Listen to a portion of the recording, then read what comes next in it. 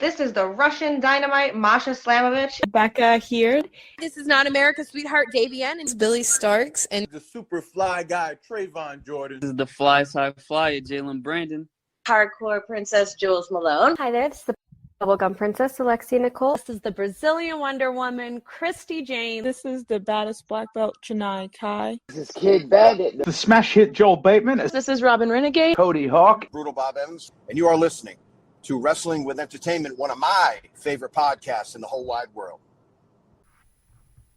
This is the GM of Pro Wrestling Society, the supreme Ozzy Blaze, and you're listening to Wrestling with Entertainment. Hello, and welcome to the show at Wrestling with Entertainment, the only audio experience on the web today, the trusted choice for interviewing all your favorite wrestlers every Tuesday and Wednesday on YouTube and Castbox, sponsored by Rogue Energy and Player One Coffee. And of course your host, James J. And it's a great day for wrestling, because we are wrestling with the GM of Pro Wrestling Society, the Supreme Ozzy Blaze. What's up, bro? I'm good. How are you? I'm really good, man. Can you tell us what Pro Wrestling Society has coming up next, and where we can find you on social media? Yeah, man, just check us out on Insta. Follow on Instagram and YouTube. Those are the best places. PWS Korea, Pro Wrestling Society. July 20th, we've got a big show coming up. So I would definitely, man, follow on social media and check out what we got. Definitely the best wrestling in South Korea. Now, and all of the links to all of PWS will be in the description of the video below, but on YouTube and Castbox. Alright, let's get into it. You are the general manager of Pro Wrestling Society. Can you tell us about your relationship with the company? I started working with them right before the pandemic, actually. So I've been a wrestling fan for a long time, and then I saw this company that was getting a little bit bigger. I went to one show. I started doing voiceovers for them first, and then I started doing commentary for them. But then the pandemic hit, so we were just doing shows in our small dojo. If we could get any fans, we would try to put them in. Maybe we would have 10 fans sometimes, 20 fans. And then from 2022, we were able to start getting bigger shows. And then they just made me the GM character. Okay. Then that's how it happens a lot in wrestling. You get in doing something, commentary, ring announcing, being a ref. And then before you know it, I'm the GM. Now, let's kind of talk about that, doing commentary. What kind of perspective did you get on pro wrestling, doing commentary? Oh, that's where you get to learn so much about what the wrestlers do in the ring, what the crowd reacts to, because you see everything. You're so close, and you have to react a lot of the time. I liked not knowing anything and just calling it like I would call any sport.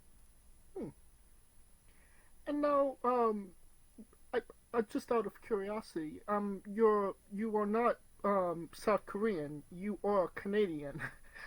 Yeah, that's right. I'm Canadian. So how did a Canadian find himself in South Korea? Oh, there's a lot of foreigners in South Korea, Canadians, Americans, tons of people from the UK, Australia. So many people come here to teach English, and many people get into other stuff as well, or they come here. There's a lot of big U.S. military presence in South Korea, and Korea is also just a big country now for manufacturing. So you get more foreigners here now, but a lot of from Western countries come here to teach English. And yeah, there's a lot of foreigners that are in wrestling now, guys who came here to teach, or there was a great. We had a guy a couple of years ago called named Ray XI. He's a guy in the U.S. military. Just was stationed in South Korea, trained here, did a bunch of shows with us. Then he went back to the U.S. And now he has his own promotion in, I think it's Iowa. It's called HAW, Honor Among Wrestling. I think I've I don't heard know, so of that. check them out. Ray XI. He was the guy that just trained in South Korea, went back to the U.S. and started his own promotion. So, you went to Korea to teach English? Yeah, originally, yeah. I came to Korea to teach English, and then I got into radio and voice acting. And because of that, I thought, oh, there's pro wrestling here. I'm going to reach out to this company. I knew someone who had trained. I'd been to a show, so I knew Shiho. I met Shiho, and Shiho is one of the best wrestlers, arguably the best wrestler in South Korea, and he's the owner, and he was the one who started PWS. Yes. So I had met him, and I just reached out to them and said, hey, I'll do voiceovers, I'll do commentary, whatever. And that's how it happened.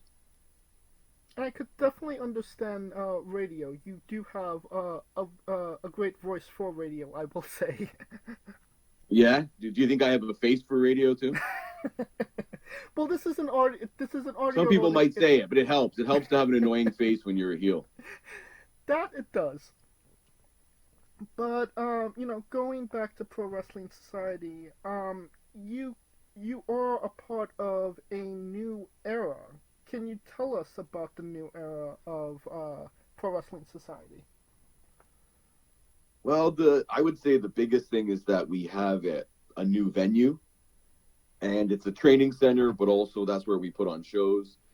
Brand new place. It's close to 2 American military bases in South Korea, and it's outside of Seoul though, so that's the one, I would say, the one downside. But it's so expensive and hard to find space in Seoul. So we're just outside of Seoul, but it's a really good area, and the new venue is really the thing that's kind of I would say the defining aspect of this new era in PWS. And also the other thing would be the training and all the trainees that have been with Shiho for the last some of them for about a year, even a bit more than a year, and they're all getting ready to debut soon. So that's the other thing is this new era of pro wrestling in Korea. I think we're just starting it, actually, and I don't know where it's going to go, but that's what makes it so exciting. We have probably about 10, I would say 5 to 10 trainees that are going to debut very soon and be big parts of the show, men and women. Well, one has already debuted that's kind of giving you some problems. K.A. Kid? Yeah, that little shit. That little Gen Z bitch. Yeah, he's already a pain in my ass, and he's only been on like 2 shows. You refer to as Gen Z. Obviously some generational differences there. I guess it could be. It's just maybe the way we do business is a little bit different. Well, there is new era. Isn't just where you are. It's also a faction that you're a part of. With Morta, Shiho, and Dylan Hall, correct? Oh, That's right. Yeah, that's the new era. Dylan Hall went back to the U.S. Unfortunately, he was another guy that was in the military. So he's back in the U.S. and he's working indies. So check him out if he's working any shows close to you in California. But yeah, that's the new era. That's our heel stable. can you tell us about Omura? He's the monster of Korean wrestling. He's the big boy, the big Texan. He's been probably working in the business for about maybe two years now, I would say. But he's still, Omerta's still quite new, but getting to learn from Tajiri a couple times, or quite frequently is a huge thing for not just Omerta but all of our trainees. Right. And this I kind of noticed that in the Korean pro wrestling, it's more of a thing for the companies to have their own facility that they run out of, rather than independence in like America. It's whatever kind of venue or building they could get for that show. Is that kind of how it is in Korea? That's where it's gone over the last couple of years. So it wasn't like that before. You want to have a training center, you want to have a dojo where you can train, you can store the ring. That's the big thing. And then moving the ring when you have shows is very costly, and renting space in Seoul is really expensive, and the Korean wrestling market isn't as big as it is not even close to as big as it is in the US or Japan, Mexico, Canada, the UK. I've been to shows in all those countries, and Korea is definitely a much, much smaller market for pro wrestling. But I think if WWE came here, even AEW came to Korea, they'd pack a huge house because WWE is always on TV. But even the domestic following for Korean pro wrestling isn't that big anymore. It was huge in the 70s, 80s, 90s. They had a lot of Korean wrestlers that were like Kim Il and Ewang Pyo, these like old Koreans. Like my mother-in-law know these famous old wrestlers, but the business really died in the 2000s. So that's kind of the mission, is that we're really trying to build up Korean pro wrestling again and get it to a place where guys who are working Japan or anywhere else in Asia can stop by in Korea and get on a show. So our next show, we're bringing in, I think five talent from different promotions. I know that you had some of the guys from GLEAT, no? Yeah. So that's a promotion that we've been communicating with for some time.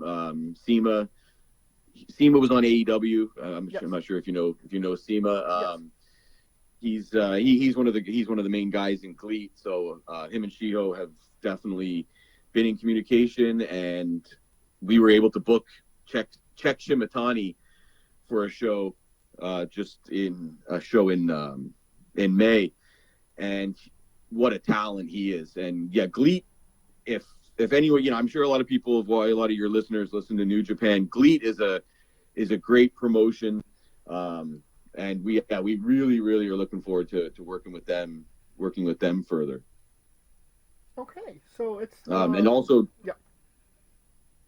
I was just going to mention that JD Lee is he's one of the best Korean wrestlers that we've ever had in this country. Like this kid is I could see him being in NXT within the next 5 years. Like JD Lee is, any of your listeners, check out JD Lee. He's working in GLEAT now. He just, South Korean men have to go to the military. So the kid just finished his military. I think he's 21, 22, but he's been in the Korean pro wrestling business for longer than I've been in it. And I've been in for about 4 years, and he was already, I think he's probably 6, 7, 8 years in the wrestling business, and he's in his early 20s. He's already working GLEAT. So the sky is the limit for this kid, and he's unbelievable in the ring. The things that he can do. He worked a match with Tajiri in May at our Spring Slam show, and just what a match watching JD, this kid that I've been calling it. I was calling his wrestling matches when he was still in high school. That's interesting. And finally getting to see him work with Tajiri. I think it was a historic moment for Korean pro wrestling. That is very interesting. Was that kind of like a full circle moment to see, him in high school wrestling to wrestling to Tajiri? It's hard to even put into words, man. Like I saw this kid from when he was in high school, and then he left for a while. He left for a year and a half to do his military, and now he's back. And he told us before he left that he wanted to go and wrestle in Japan. He wants to go to the U.S. That's his plan. Like first Japan, then the U.S. So we really, for him to get a chance to work with Tajiri and learn a lot about WWE style and American style from Tajiri was just incredible. Like I can't say enough about JD, where the kid's going, but honestly, I cannot say enough about Yoshihiro Tajiri and Tajiri-san and the help that he's given us and the help that he continues to give us. He's just an unbelievable man. Because Tajiri had a promotion in Japan at one point as well, no? And now he's working with Kyushu Pro Wrestling. So it's based out of a city called Fukuoka. Okay. And they have a great business there. Kyushu Pro Wrestling, Q Pro. You can find it on YouTube. They post full matches. Tajiri's still working there. Tajiri's one of the main trainers there, and we are the way that Shiho, the way that we look at the Korean pro wrestling business is trying to model it after the way Kyushu runs their business. We're trying to learn everything we can from them, because the pro wrestling business in Japan is very, very developed. It's amazing. Like you can go to Japan and you can see, like I went for a weekend and I saw 3 pro wrestling shows. Wow. There's different types of promotions. There's so many different promotions always running shows in Japan. So pro wrestlers can get a lot of work. It's a full-time job, and that's where we're trying to get. We're trying to get it like that in South Korea, but it's not easy. It's still the pro wrestling business. It's never easy. Right. Never easy. From week to week, it isn't easy. What, obviously, Japan is, one of the biggest countries for pro wrestling, and even, Southeast Asia, Asia in general is a big market for pro wrestling. Why, in your guesstimation, why hasn't Korean wrestling really started to take off as much as it has in other areas in Asia? Well, I would say Japan is by far the biggest. China has a bunch of promotions as well, and they do some good business there. Hong Kong has a decent scene there as well. Hong Kong Pro Wrestling. Michael Su is a guy that works there a lot. He's worked with us in Korea. Great talent. I think the Korean wrestling business was big. It used to be very successful here domestically, and a lot of it came down to backstage politics and money that kind of tanked the business here. So it was once big, and bad business, bad decisions, lack of entry. The people just lost interest with Korean pro wrestling. So it's one of these things that we're trying to take it in a different direction. We're trying to do a lot of different things. Make it something different and try to make it bigger. And it's the pro wrestling business, so a lot of times you never know what's actually gonna work. You do your best to put on the best matches, give the best storylines, and hope that people watch, hope that people buy a ticket and have a good time when they're there. Right. Can you tell us about your involvement with Joey Janela?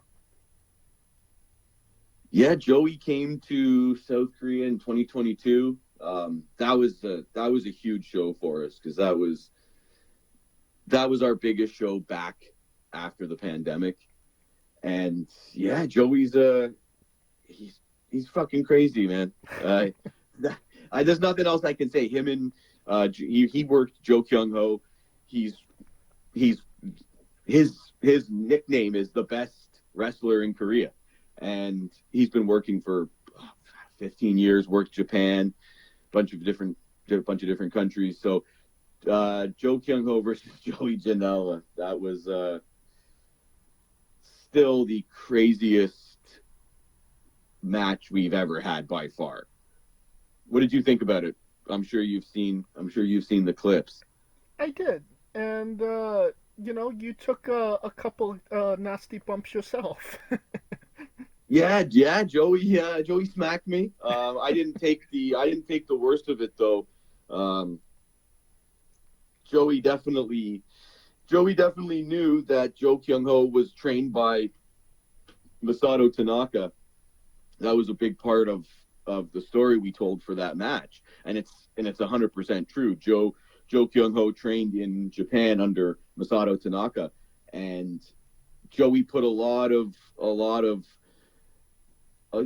thought into that match, hitting the power bomb over the top rope like Mike Awesome did to Tanaka. Yeah, so Joey came there. We talked a lot of shit about him before he got here, and but that match absolutely delivered. That was a crazy. I would say the craziest. There were so many crazy spots, but Joe put a live octopus into Joey's mouth and then gave him a super kick. They used like wooden spikes. At the end of the match, they climbed up to this massive scaffolding. Joe threw Joey Janela off of the scaffolding and then hit him with a swanton.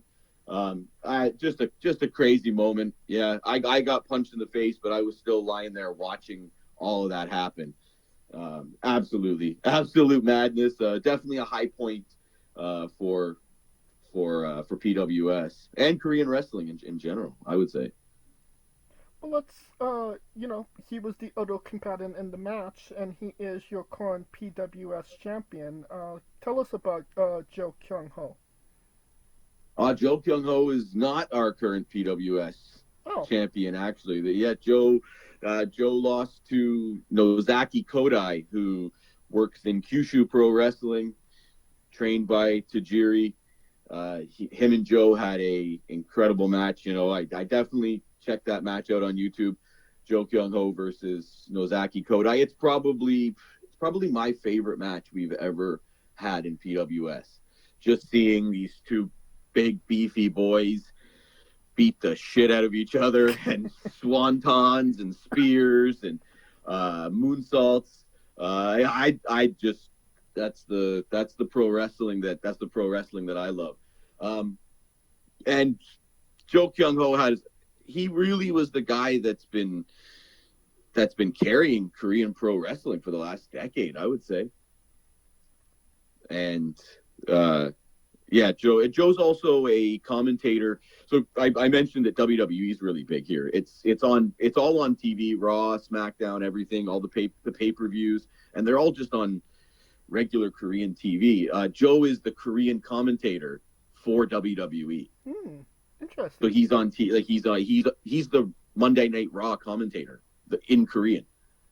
That's crazy. Yeah. He worked in Japan as well. That's where as I mentioned, he trained in Japan. So he's on TV. So a lot of the hardcore Korean pro wrestling fans, they watch him all the time. Every week they're watching him, listening to him on Monday Night Raw, and he usually does the pay-per-views a lot too. So you have a current WWE talent in booking for the promotion. Yeah, you could say that. Yeah, he's on TV calling WWE. Yeah, and Joe's a Joe's a great talent, and uh, he's definitely bumped up, like banged up a bit right now from all the bumps he took, like especially that Joey Janela match. I think that match took years off of his life. Like he was so banged up after that match, dude. But I think Joe's gonna. I don't think we've seen the last of Joe in Korean pro wrestling. That's for sure. No, I'm just curious because, Joey Janela is, we kind of know what Joey Janela does in America and, in North America as a whole. For example, like what are you talking about? Give me an example of what Joey Janela does in America. Deathmatch wrestling, just being Joey Janela in general. Kind of hard to describe. Enigmatic character, to say the least.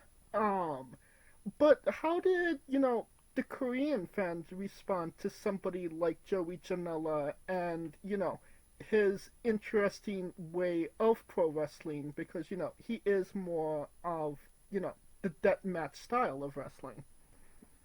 He's a pro though, and the fans that came out for that show, they were there he was a massive draw. They were there to see him. And man, he's a good dude, and he delivers. He'll do some crazy shit when he's on a show. He's going to do something. He's going to do something crazy. And I think the Korean fans love him. I hope he comes back. Like, it would be great to work with GCW more. Shiho worked GCW in 2022. So Shiho might go back to the States this summer and do a tour there, and hopefully work in GCW. And maybe, who knows? Maybe we'll see Shiho versus Joey Janela either in the States or hopefully back here in Korea soon. That's a match I'd love to see, actually. You got me thinking about that. Shiho versus Joey Janela. Well, I mean, you are the GM. You could book it. I could try. Yeah. That's that's the thing. We're working with so many different promotions right now, and a lot of talent, a lot of independent talent, guys that are just coming up in the business want to come to Korea and work our shows to get experience. We worked with Black Avalon. Spanish guy. He works in Europe. He's worked in Japan. He was a great talent, great guy. So hopefully we see him back in Korea. Jay Lamrod, a guy from the UK. He's worked us. We're working with Ricardo Rodriguez, Three Legacies Wrestling in Pennsylvania. We had their tag champs, the Dog Nation, over here. So we're definitely getting a lot of interest from guys, from promotions and wrestlers all over the world right now. So it's amazing. It's an amazing time to be in Korean pro wrestling, actually. That being said, will we ever see you in the ring? If there's money to be made, you never know, but I don't think the money's in that. I think the money's in seeing guys like Tajiri and Kodai and Shiho and Omerta, the New Era, Jingay Sung. It's about seeing, and then all of our young guys. It's not really about me. I'm there to facilitate the shows and the stories, but it's about the talent. Well, I mean, but you never know. If someone pisses me off, like if the KA kid talks too much shit, I might smack him, or I have Omerta squish him. That's very, very, very possible. That's what I was going to mention. You and KA, it does seem like there's an issue there that might be needs to be settled in the ring one day. We'll see. We'll see what happens. I'd rather stand ringside and make more money than that little bitch. He can take the bumps in the ring. I'll just make the money. No, you mentioned all of those incredible, names and, pro wrestling progressing in Korea. I would be remiss if I didn't say you haven't had a lot of female talent in Korea as of now. I know that you've had Alexis Lee, but what is the future of women's pro wrestling in Korea? That's definitely something that we're trying to that we're trying to do. So we have some female trainees, 3 that are absolutely about to break out. So they're almost ready. That's the best way to explain it. And we're really we'd like to bring some female pro wrestlers from Japan. We're trying to do it. It just it hasn't happened. A lot of the times, when you're putting shows together and sort of behind the scenes of a wrestling show, there are so many things that get discussed before a show, and matches that almost get made, and then one thing falls through, and then we don't get the match. So we're trying to address that. I think you'll see some women's pro wrestling in South Korea this year. Okay. And is that just on the Korean side of things, there's not that much interest from the women to get into pro wrestling? Yeah, that's possible. I would say it's possible. I haven't really thought that much about it, but yeah, it's possible. I would say the crowds are more male dominated in Korea, but when you go to Japan, like I went to a GLEAT show, it's like I would say there's more women in Japan at these shows in Japan than men, and they just scream the wrestlers' names like "Otiha," and it's hilarious. It's great. Yes. So it's definitely I would say split differently in Korea. So maybe that's why. I don't know, but we'll see. Like I think that we just need to develop our female talent, and then that will lead to other women wanting to get involved and train and become pro wrestlers in Korea. All right. Now, I think that's a good segue into our next segment, and that is Ozzy's Bizarre Adventure. You're in the pro wrestling world, and weird, crazy, and bizarre things are bound to happen. Can you tell us a road story that fits that description? Bizarre stories. Yes, road stories, or just in general. I would bizarre stories that happen in pro wrestling. Yeah, I would say probably going to Japan to yeah, I don't have, to be honest, man, I don't really have that many crazy stories when it comes to pro wrestling. It is what it is. It's a job, it's a gig. It's you show up, you do your shows, you do the work. We're not on the road like wrestlers in Japan or wrestlers in the States. Okay. Well, yeah, sorry to disappoint you, but yeah, there's no crazy road stories. Okay. Well, maybe I'm right here, maybe I'm wrong here. You tell me. Banksy fan? Am I a Banksy fan? Oh yeah, for sure. Definitely appreciate his work. Is it? Are you a big Banksy guy? I wouldn't necessarily say I'm a fan. Like I look at it, but like I'm not. I don't think I could appreciate it as much as art lovers would, if that makes sense.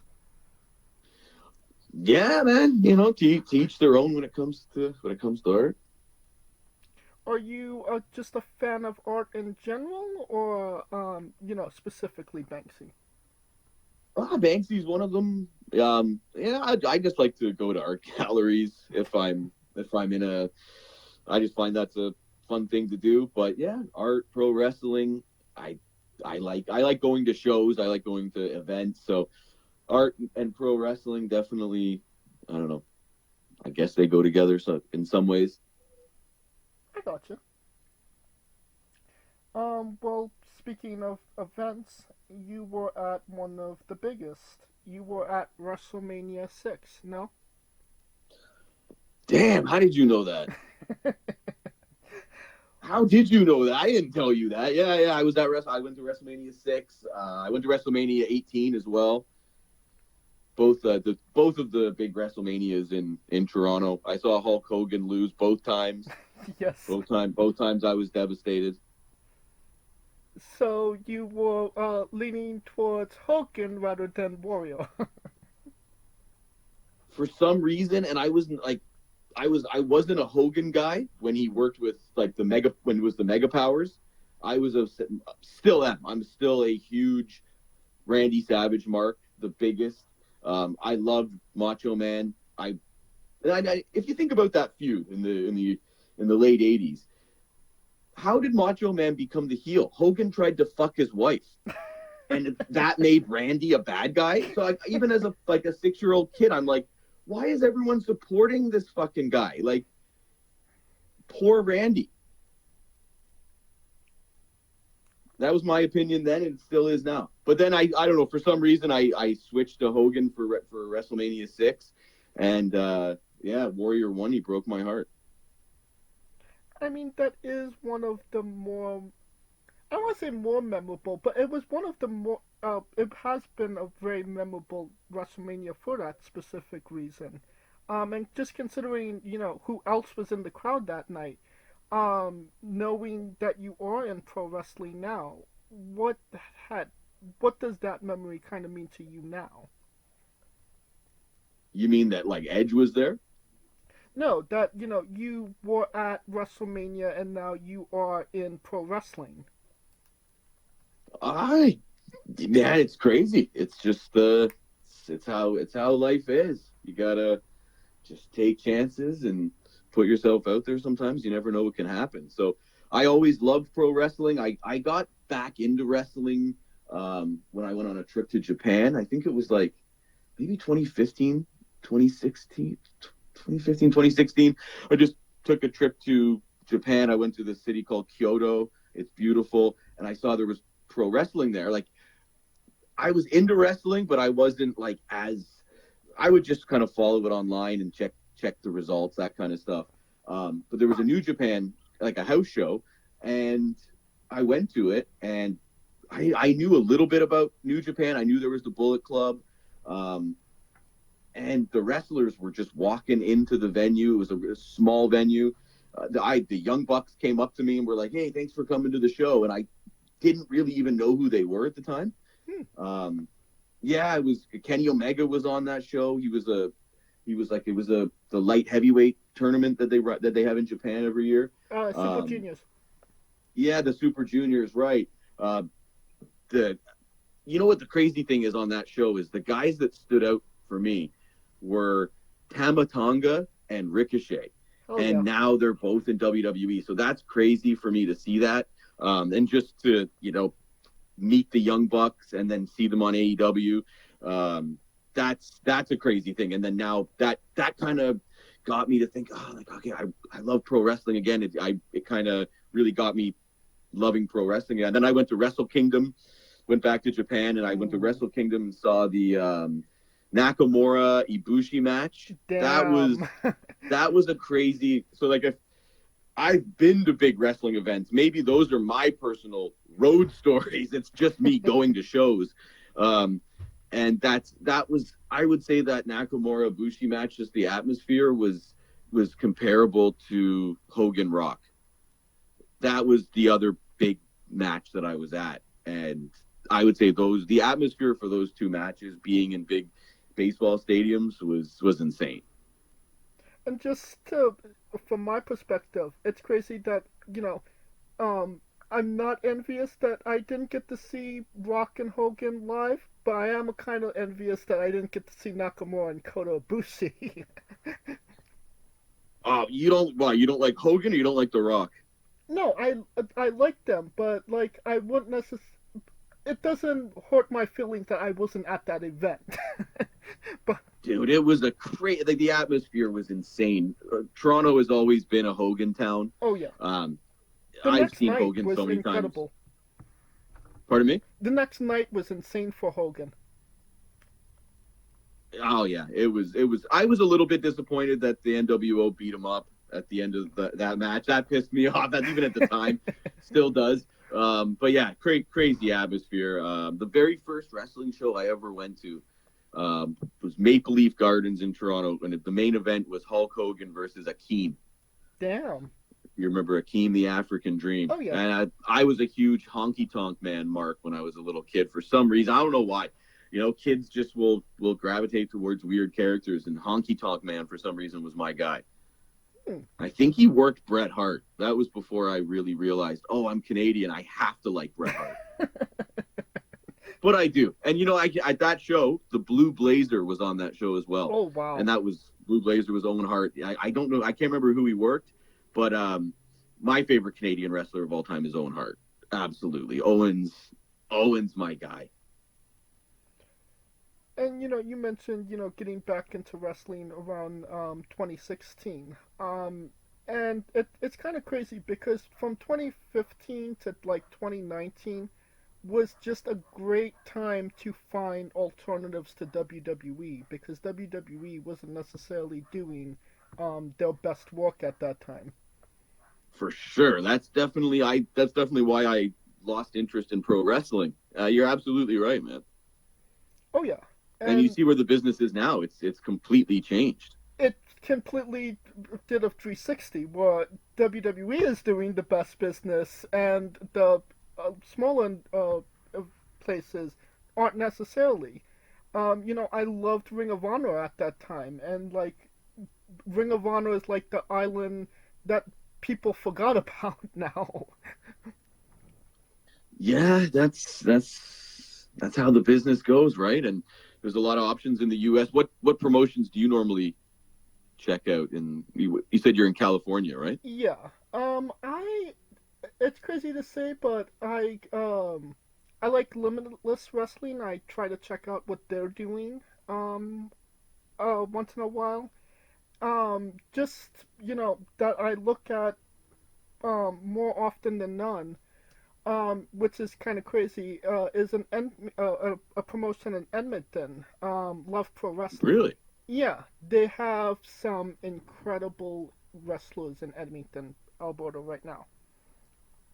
Yeah, Alberta's a hot spot. Who should I be checking out? Maybe I can get them to come to Korea. The whole fucking roster. Yeah, okay, man. I will. I'm gonna check it out. We definitely there's the Dynamite Kid's nephew, Tommy Billington. He worked on Dynamite a little ways back. I know he was training in Japan. So Tommy Billington's definitely, I love the Dynamite Kid, man. So I loved him he was one of my guys when I was a kid. So if we can get Tommy Billington to come to Korea, I'm definitely gonna try to do that. Oh yeah. And anybody. If I can get any guys from Edmonton, any Canadian wrestlers, that'd be amazing. All right. Well, I think it's time for the colossal question. The colossal question? Yes. Let's say they're making a movie about you. Every movie has a soundtrack. What would be the first 3 songs on your movie soundtrack? Oh, damn. Probably Smells Like Teen Spirit, One More Beer by MF Doom, the third one, that's a tough one, dude.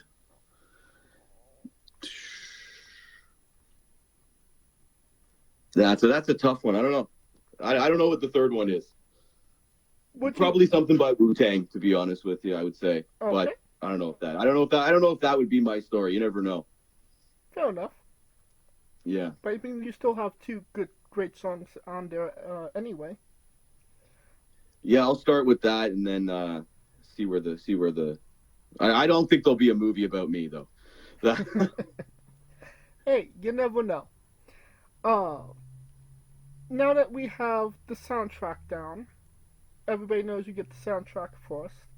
Then you write the script, and then you go to casting. Who plays Ozzy? And you can't say yourself because you are obligated to make a Stan Lee-esque cameo. Oh, shit, dude, I don't know, man. That's no idea, dude. I don't think there'll be a movie about me. But if there was, I would try to play me for sure, dude. I would try to do it. Who would play you? I'm not. Am I a part of your story? Absolutely, dude. We're doing this interview. You'd have to be a character too. Ooh, let's go with Denzel Washington. For you, yeah, Denzel. Okay, I Canadian. I'll go like Ryan Reynolds or Ryan Gosling. We'll see which one wants to do it. Hell yeah. Yeah. Right. Well, every movie has a supporting cast as well. Who would be three people significant to you and your story that would be in your movie, and who would play them? I guess if it's a pro wrestling movie, we'd need Shiho, we'd need Omerta, and yeah. Then we probably got to throw my wife in. So I'd be looking for a hot Asian woman to play that character. So that'd be fun to do the casting for that. Maybe you'd want to help me out with that. Yeah, I don't know. Shiho, maybe Sun Hung Min, famous Korean soccer player. Maybe he'd come and play Shiho. Omerta, who could I get to play Omerta? Wow, that's a good question. Who would we get to play Omerta? Who do you think? It's a bit difficult. He does wear a mask. Yeah, so anyone could play him then. That's the thing. Maybe you never know who we could get to play him. We just need someone. We just need a big beefy boy to play him. What is his name? Tom Hardy? Sure, I'm sure. Yeah, Omerta would like that if Tom Hardy played him. Yeah, man. That's so Sun Hung Min, Tom Hardy, and then maybe get Lucy Liu to play my wife. Hell yeah. You're Denzel. Yes. And yeah, Ryan Gosling. Sure, he's playing Ozzy. So that's going to be an expensive movie to make. And Denzel's going to be the most expensive one. So you're gonna have to play a big role, dude. And even so, it will definitely be a blockbuster, to say the least. You think so? Yeah. I don't know. We're gonna have to have some storyline, dude. Like Denzel's gonna have to fuck my wife or something, and then I get Tom Hardy to kill you. That's way better. That's way better than focusing on me. Okay, so we're making this an action revenge movie? Something, dude. Yeah. I'm all about the storylines. You know, I'm all about the storylines and coming up with that kind of thing in pro wrestling. So I think that's where we'd have to take any movie we do. I'm just questioning, will Denzel go for getting killed off? You know, these actors have, creative input now. Yeah, you know what? You never know. And you know what the funny thing is? That's how pro wrestling is too. You never quite know if a guy's going to do a job or put the guy over the way you have planned. And that's how things are when you work with actors, when you work with talent, when you work with pro wrestlers. You can have an idea, but you're never sure what they're going to actually want to do. So you never know. If Denzel said he wasn't getting killed, hey, he's drawing the money. So we'd figure out an ending that Denzel likes. And that's how pro wrestling is too. If you draw the money, then you can say what you want to do. And if you don't draw the money, then shut the fuck up and be on the show. I mean, that's an interesting, that brings up an interesting question. Like, when you were doing commentary, and you said like you don't want to know what's happening. Was there something that went completely off the rails and you commentated it not knowing that it went off the rails, and then when when you came back they were like, no, Ozzy, that's not what happened? No, not really, man. Not that I can recall. When I was the commentary was the pandemic era, so tough for me to remember that era, to be honest with you. I'm just focused on the present and the future. Once I became the GM character, that's when we started running big shows again, and we started running. So we were talking earlier about the venues, how a lot of Korean pro wrestling companies are doing that now. We were running shows, and we still will run shows in Seoul, but just not as often. So when we came back and started doing big shows, that was in 2022. We did a big show in this area of Seoul called Hongdae. It's a school. There's a big university there. It's one of the hot spots in the city for nightlife, and we did a big show back after the pandemic, and that was kind of my introduction to pro wrestling. We brought a guy called K-Jax. I don't know if you've ever seen him. He's working in the States now. So I think he's working like around Texas. So check him out on Instagram. Big K-Jax, I think, is his handle. He was working in Japan. He was working in Okinawa, and he came over, and what a show we had. Still one of my favorite moments in the pro wrestling business, getting to be his manager. Now, when you was becoming the GM, was that just like something you talked over with Shiho, or was it like he was like, "You're the GM now, run with this"? Like, how did that come about? Pretty much like that, yeah. That's pretty much how it goes. The guys who run, Shio always has other people working with him too creatively. That's what I do now. Back then it was someone different, so they just decided, okay, let's make Ozzy the GM character. And hey, if they put me in coach, I was just sitting there on the bench, happy doing commentary, and want me to do a different role, I'm down. That's pretty much how I operate in Korean pro wrestling. Try to be as easy to work with as possible. Okay. Now, onto a controversial subject. Pineapple. Another one. Yeah, you love the controversy. Okay. Yes, give me the tea. Pineapple on pizza. What's your stance? Is that because I'm Canadian? No, we asked that to everybody. Oh, really? You know that Hawaiian pizza was created in Canada, right? Yes, I do. Yeah, okay. I thought that's why you were asking me. Pineapple on pizza? I like it, but it's not my favorite. Like, if I'm getting pizza, I'm always going to choose pepperoni first. And then if whoever I'm with or whatever wants something different, I'll try different pizza. But if it's up to me, it's a pepperoni pizza. Okay, so you're leaning more towards pro pineapple. I'm not anti pineapple, put it that way. Okay. But I'm not trying to get it very often. Fair enough. What's your spirit Pokemon? A what? What's your spirit Pokemon? I have no idea, dude. I don't know anything about Pokemon. Fair enough. We love the late great Tracy Smothers on the show. Do you? Oh yeah, why's that? Oh, we just love Tracy Smothers. And we've had a lot of people that's had encounters with Tracy, so kind of got to understand the character, the person, a lot better. Through people's stories. So that being said, do you know the acronym for Doug? THUG. No, I don't.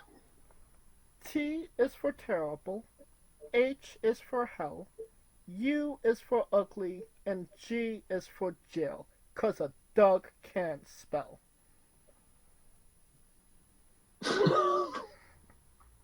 Damn, that's a good promo. Yes, we love Tracy trying to keep the memory alive. Nice, man. You can cut a promo. You should try to get into the business. I am in the business. I'm interviewing you, ain't I? But do some commentary, do ring announcing, become a manager, become a wrestler. You can do it, man. Maybe commentary, wrestling. No job. No job.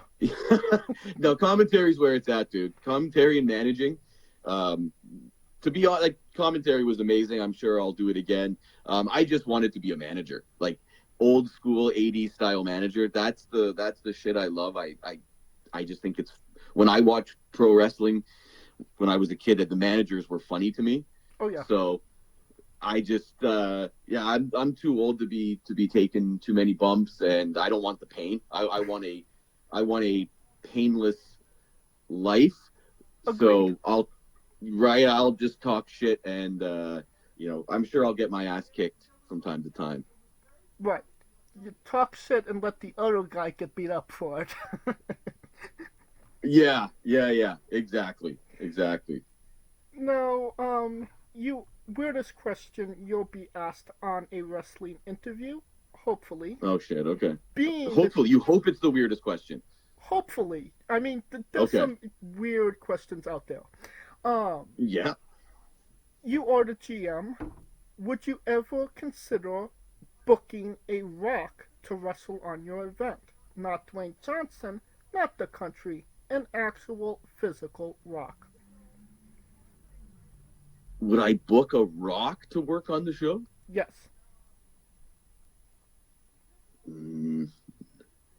I don't know, man. Why? Are you like a manager of a certain Rock that you're trying to get booked? Man, I wish. Yeah, well, that might, like, if you do that and then you're the manager and you got to get this Rock over, maybe I'll consider it. So you're leaning towards maybe? If if you got the right angle, then we'll consider anything. But I think you'd have to be this Rock's manager. Well, for this to happen. Well, just for context, there is a wrestler named Psycho Mike that indeed wrestled a Rock for over 15 minutes in a Tungsten Man match. That's an Iron Man match that lasts for 2 weeks. Oh, okay. I haven't seen that. Yes. The Rock was the world champion, and he did indeed retain that championship in that match. What promotion is this?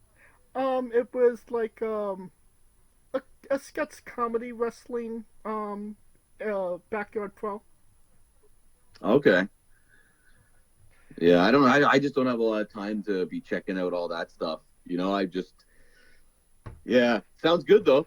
Sounds good. That's not the kind of show. I don't like pro wrestling when it's too stupid, like, when they're like wrestling children or blow up dolls or that kind of shit. I just like seeing wrestlers work each other. That sounded weird, but I just like seeing pro wrestlers pro wrestle. Can put it that way. I gotcha. On a more serious note, where do you see yourself in 5 years? Fuck, who knows, dude? We'll see. We'll see where the pro wrestling business goes in Korea. So, hopefully working in Korean pro wrestling, and hopefully it's in a better place. That's what I hope. I hope that we can grow the business, and in 5 years, who knows where it could be. I really feel like we're at the start of this new era in Korean pro wrestling. So I don't know where it's going, to be honest with you. But it's a fun ride. So if you like pro wrestling, you're a pro wrestling fan, you want to check out a really a new pro wrestling scene, basically at its infancy, then follow PWS Korea and see the shit that we get up to. what is a match people should go out of their way to see that best shows off what Pro Wrestling Society is all about as a promotion? Oh shit. My favorite matches in PWS, Shiho versus JD Lee. I think that full match is on YouTube. Shiho versus JD Lee. That's one of my favorite matches that just shows two Korean talents, guys that trained in Korea. And another thing, you watch Shiho and JD Lee. Jo Kyung Ho trained both of them. Joe was a trainer for both of those guys, among other people, but Joe was trained both of them a lot. So you see that match, a Korean trained by Korean wrestler in Korea, two Korean guys. That one stands out for me. More recently, I would say anything with Tajiri, dude. Like Tajiri coming to Korea, the reactions. Like I call it the Tajiri pop for when he first came to Korea. Insane. We had 400 people is a 450. That's a big crowd for us, and people were going absolutely batshit crazy for Tajiri. Definitely that's my greatest moment in Korean pro wrestling is just being a part of these shows where we give that to Korean pro wrestling. Like, you mentioned, we talked about going to pro wrestling shows. I've been to a lot of shows. I've been to WrestleManias and shows in Japan, the UK, the States. So I like going to shows. So one of the reasons that I still stay in Korean pro wrestling, even though there's a lot of bullshit and there's not a lot of money in Korean pro wrestling at the moment, is just to try and be a part of something where we can give live pro wrestling to the South Korean audience, because there's people who like pro wrestling here and they don't really get to see it live. So that's what we try and deliver. And for me, like when I see families there too, that always makes me really happy when you see some parents and their kids, because I went to pro wrestling when I was a kid with my family, and that's what I love about pro wrestling is when the fans are happy and when you put on a good show. There's nothing better than that. You promote the shit out of something, and then when you deliver it and everyone's happy, you get the massive pops. There's nothing better. Hell yeah. And you said we could find those matches on YouTube, correct? Oh yeah. There's so many good matches, man. K-Jax, I mentioned him. K-Jackson had on. No, sorry. If you look on YouTube, there's a lot of free matches, or there's a lot of highlights. If you're interested in seeing full matches and getting streaming for our shows, you can get that. You can sign up for the membership. I think it's, I don't know, like it's like maybe $10, and you can get all PWS library and all of our live shit. We do live streaming now. Okay. And if you're in the U.S., the time zone will be a little bit. Time zone might be difficult, but everything will be on demand. So, yes. Yeah, if you're interested, check us out, dude. PWS Korea. And those matches you mentioned, I will put them. I'll find them on YouTube, and I will put a link to them in the description of the video below, both on YouTube and Castbox, for anybody that hasn't seen them, wants to see them, wants to re-see them after this interview. Oh, that'd be great, man. Thanks. Yeah, there's a full match. There's Shiho and Czech Shimatani, Black Avalon. That triple threat is up there for free. Full match. JD and Shiho's on there. And also, for me, my favorite, I mentioned this one before, Nozaki Kodai and Jo Kyung Ho. That's one of my favorite matches that we've ever done. I think the Joey Janela and Jo Kyung Ho, I think it's on there. Check that one out too, because that match is pretty fucking insane. Right. And since we are nearing the conclusion of this interview, we are wrestling with the 8 questions of doom. The 8 questions of doom. Yes. This is our speed round or bonus round, the round where we see who you really are. Are you ready? No, I'm not ready, but I haven't been ready for a lot of things in life, and I still just say yes. So, go. Greatest wrestler of all time. Macho Man Randy Savage. Worst wrestler. The worst wrestler of all time? Oh, fuck. I don't know. There's so many. I don't probably like Bastion Booger, maybe. But I like his finish, actually. Trip to the Bat Cave. Remember that? Yeah. Check it out if you haven't. That's a move I would not want to take. You're booking the main event of WrestleMania for the World Championship. Who are the two combatants? Right now in pro wrestling? Anybody. If we're talking modern pro wrestling, like the biggest match I'd probably want to see is, I want to see MJF leave AEW and go to WWE and actually be a fucking heel again. So I would say MJF and Cody would be up there for me. Okay. If we're talking modern and that's a realistic match that could happen. Yes. And I think there's obviously there's tons of money in that. If you could come out to anyone's entrance music, past or present, who would it be? Entrance music, let's say the NWO. Or the Four Horsemen. I love the Four Horsemen's music too. Yeah, I mean, WCW had underrated good themes. I love Eddie Guerrero's WCW theme too. I'm changing my answer. WCW, Eddie Guerrero. There you go. All right. Finish the sentence. Kayfabe is dead. We would have also accepted taste great on toast. Yeah, that was my other. I was gonna go with that, but yeah, but I think kayfabe's dead. Squash, vegetable or fruit? A fun match to watch. I will accept that answer. Awesome. I love a good squash match if it's done properly. New Japan wrestler Taichi, his ring gear gets smaller every year, revealing more of himself to the world. My question, what is the appropriate trunks to butt cheek ratio for ring gear? Butt cheek ratio? Yes. On wrestling trunks? Yes. For dudes, I would say I like longer shorts. I don't really but for some of the women wrestlers, do what they want. Like, just, that's up to them. I don't comment much on wrestlers. I'll give my feedback on wrestlers' gear if they ask, but that's up to the performer. So if you want to rock short shorts and people want to work with you when you're wearing them, I guess it's okay.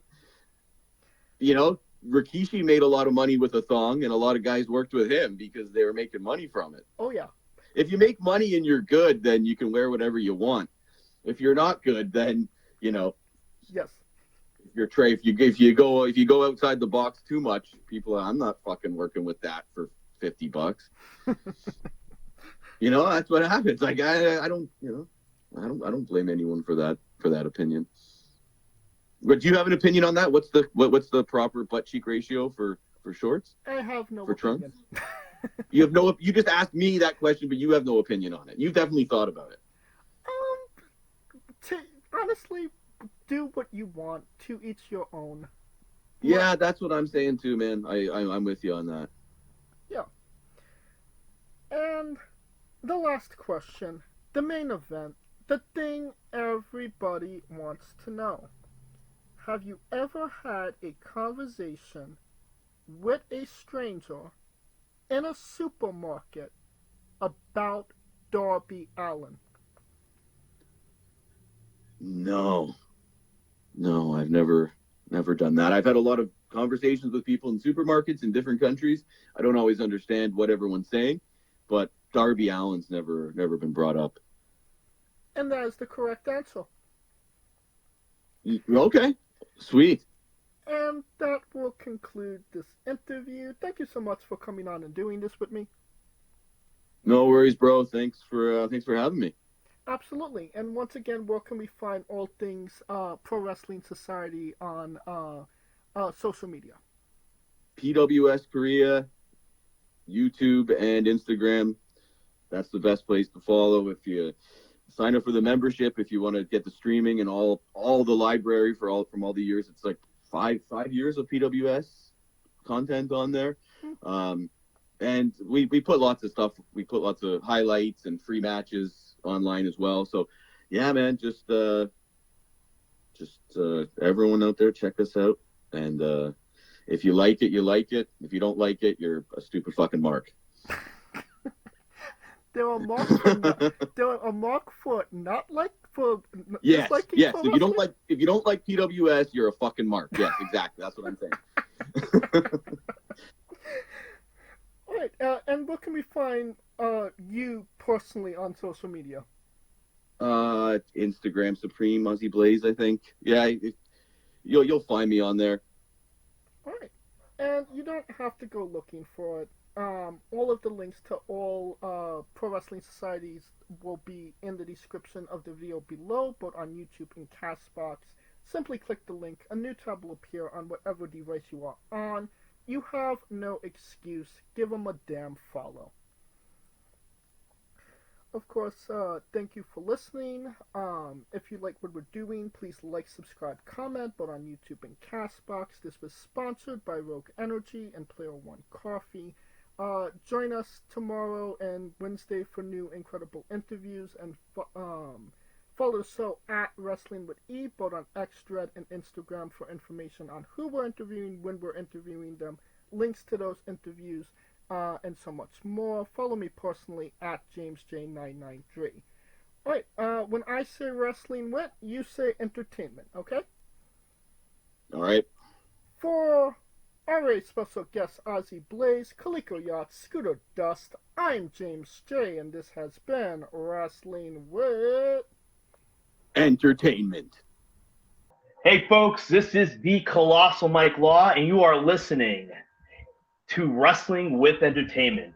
Enjoy the show, support these guys. We appreciate it very much. We'll see you at ringside.